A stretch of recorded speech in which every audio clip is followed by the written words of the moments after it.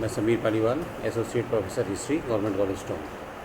आज के टॉपिक पे हम पुनर्जागरण के बारे में चर्चा करेंगे कि यूरोप में 14वीं शताब्दी में पुनर्जागरण जो आरंभ हुआ था, जिसे रेनेसां नाम दिया जाता है, उसके बारे में चर्चा करेंगे।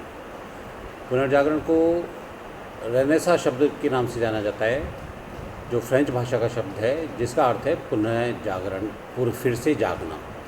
फिर से जागने का क्या मतलब है?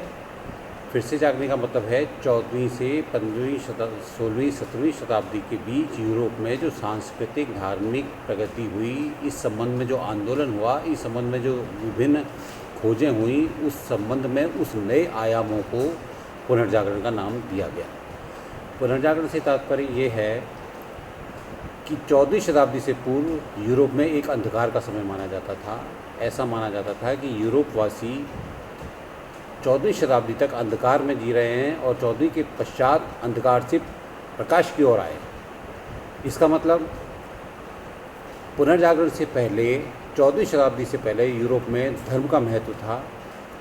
धर्माधिकारी, पोप, पादरी आदि द्वारा यूरोपीय जो जनता थी, उसके दिमाग को एक तरह से कैप्चर या उसके दिमाग को केवल धार्मिक गतिविधियों का केंद्र बनाया जाता था। इसके अतिरिक्त उनको इसके अलावा सोचने के लिए न कोई उनके पास कोई सब्जेक्ट था, न उनके पास कोई मैटर था। 14वीं शताब्दी के पश्चात पुनर्जागरण का जो एक आंदोलन, एक प्रभाव स्टार्ट हुआ, उसका एक असर ये था, जिसका विभिन्न विद्वानों द्वारा जो ये बताया गया है कि यूरोप का अंधकार से प्रकाश में आना, धर्म के स्थान पर मानववाद को इम्पोर्टेंस देना, इसके अतिरिक्त ये है कि पादरियों के स्थान पर, अब इस लोक के स्थान पर परलोक की जो कल्पना मध्य युग में की गई थी, उसको इस युग में चेंज करना।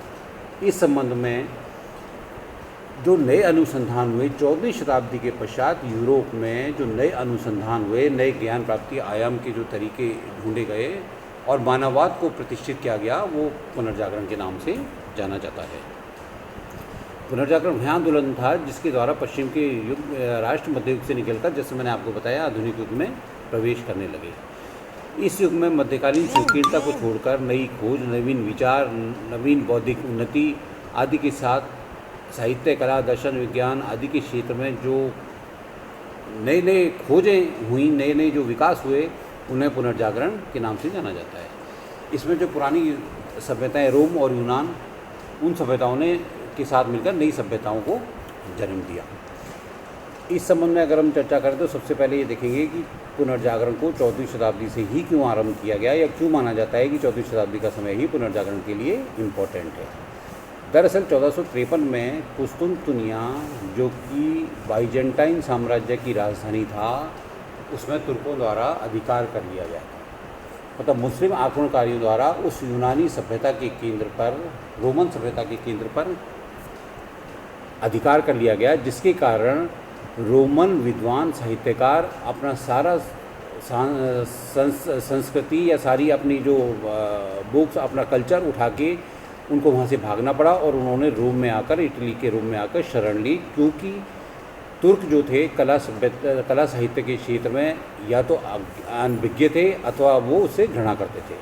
इसलिए ज़्यादातर यूनान के जो लोग थे, विद्वान थे, वो अपना सारा साहित्य को लेकर रोम में आ गए और रोम जो है इस पुनर्जागरण सभ्यता का एक केंद्र स्थापित हुआ।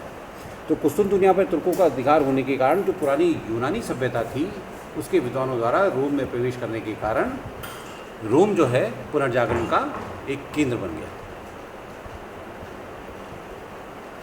इसके अलावा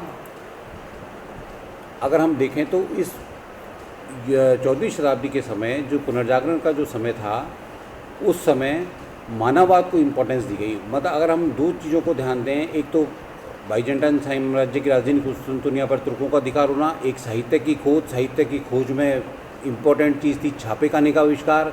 छापेखाने के आविष्कार को सबसे को महत्व दिया प्रिंटिंग प्रेस और नए साहित्य ने, और नई नई देशों की खोजों ने, नए नए जलमार्गों की खोजों ने, जिसने यूरोप वासियों को अरब संस्कृति, एशिया में भारतीय, चीन और अरबी देशों की संस्कृति के करीब लाके खड़ा कर दिया। अरबों की जो एक अपने आप में ही चिर परिचित सभ्यता संस्कृति थी, उससे यूरोपवासी परिचित हुए और उन्होंने उसके मिश्रण से एक नई सभ्यता संस्कृति को जन्म दिया और यूरोप में पुनर्जागरण आरंभ हुआ।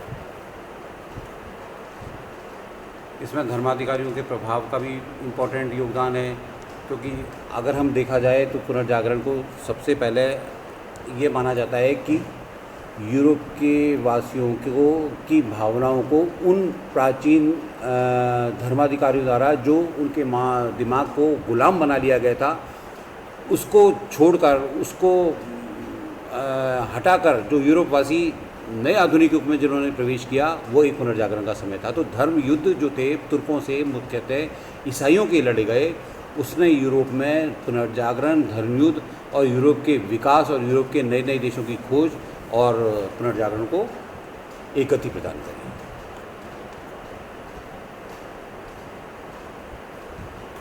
इसी संबंध में, पुनर्जागरण के संबंध में, ये चैटी चैमफोर्ड पुनर्जागरण काल की जो स्थापत्य, साहित्य, कला, विज्ञान के क्षेत्र में जो उन्नति हुई, उनमें एक जीता जागता हुआ उदाहरण है, जिसकी स्लाइड आपके सामने उपलब्ध है।